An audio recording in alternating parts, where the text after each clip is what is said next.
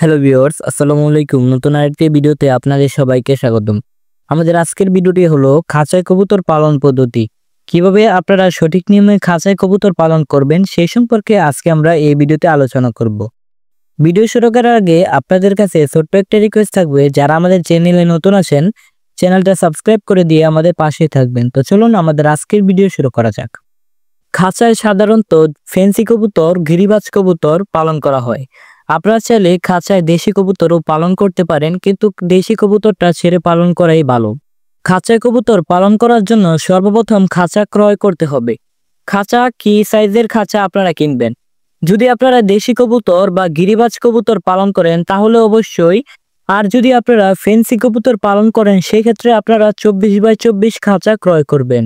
24x24 খাঁচা fancy কবুতরের জন্য অনেক ভালো এবং 18x24 গিরিবাজ কবুতরের জন্য অনেক ভালো।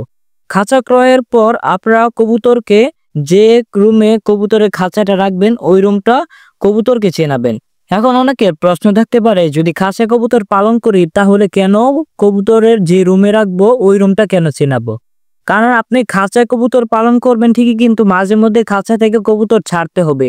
কারণ হলো সপ্তাহে একবার হলেও কবুতর খাঁচা থেকে ছাড়তে হবে, যাতে কবুতরটা গোসল করতে পারে। গোসল করার জন্য আপনি রুমে বা যেখানে কবুতর পালন করেন না কেন ওইখানে একটা বলে আপনারা পানি দিয়ে দিবেন, যাতে তারা গোসল করতে পারে। অথবা আপনি প্রতিদিনও কবুতর ছাড়তে পারেন খাঁচায় কবুতর পালন করে। তারপর খাঁচা কবুতর পালন করার জন্য অবশ্যই একটা ডিমের হাঁড়ি দিতে হবে, যে হাঁড়ির মধ্যে কবুতরটা ডিম পারবে এবং বাচ্চা ফোটাবে। এরকম একটা মাটির হাঁড়ি আপনারা দিয়ে দিবেন এবং একটা কাঠ দিয়ে দিবেন, যাতে এই কাঠের মধ্যে কবুতর দাঁড়াতে পারে।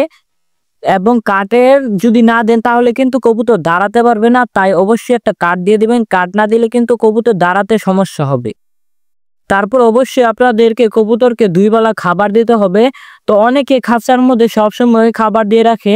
সবসময় খাবার দেওয়ার ফলে কি হয়, যে কবুতরটা অতিরিক্ত খাবার খায়।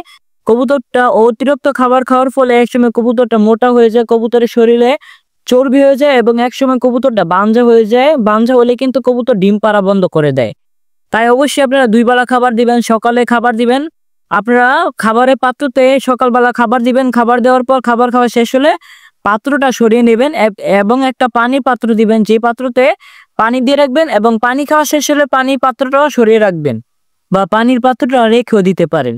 যখন কবুতরের বাচ্চা ফুটবে তখন অবশ্যই কবুতরকে সরিষা এবং পুষ্টিকর খাবার খাওয়াবেন। যদি পুষ্টিকর খাবার না খাওয়ান তাহলে কিন্তু কবুতরের বাচ্চা ভালো হবে না। ছেড়ে যখন কবুতর পালন করা হয় তখন কিন্তু কবুতর নিজেই খাবার সংগ্রহ করে, যার ফলে কবুতরের বাচ্চা কিন্তু ভালো হয়। কিন্তু এখানে কিন্তু কবুতর বাইরে বের হতে পারে না। তাই অবশ্যই কবুতরকে পুষ্টিকর খাবার দিতে হবে, যাতে কবুতর তার বাচ্চাকে খাওয়ায়। কবুতর ডিম দেওয়ার আগে অবশ্যই কবুতরকে গ্রিট খাওয়াতে হবে, পাশাপাশি কবুতরকে ডিমের খোসাও খাওয়াতে হবে। এই 2টা খাবার যদি আপনারা না খাওয়ান তাহলে কিন্তু কবুতরের ডিমের খোসা পাতলা হবে, কবুতরের ডিম কিন্তু ভেঙে যাবে।